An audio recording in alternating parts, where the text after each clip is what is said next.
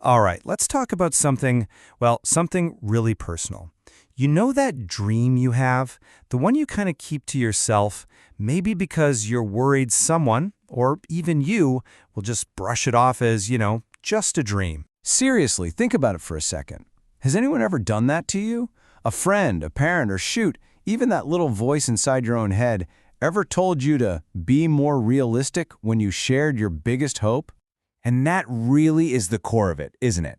There's this huge gap between the incredible vision you have for your life and how other people see it. They might look at it and just see the word impossible.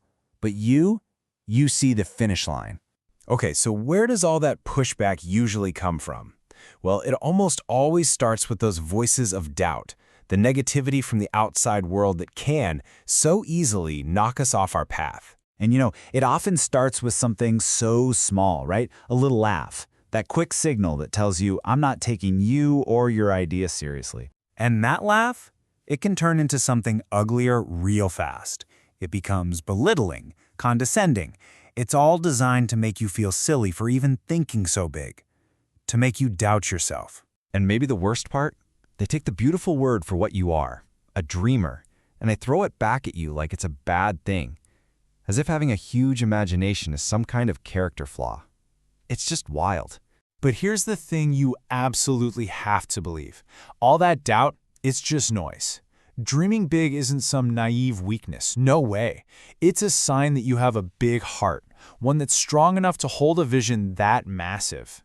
So what happens when people actually ignore all that noise? When they push past the doubters? Well, you don't have to look far. History is absolutely packed with examples. I mean, just think about it for a second.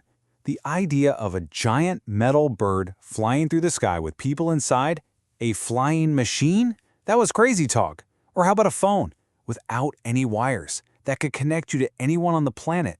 Pure science fiction. And today, we call it a plane ticket and that smartphone you're probably holding in your hand.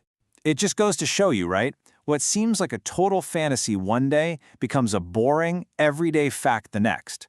The only thing standing between impossible and obvious is usually just time and someone brave enough to keep going when everyone else was laughing. Okay, so if we know that these big dreams aren't just okay, but are absolutely essential, what do you do with yours? Well, it all boils down to one thing. You have to protect that inner light. Listen to this because it's so important.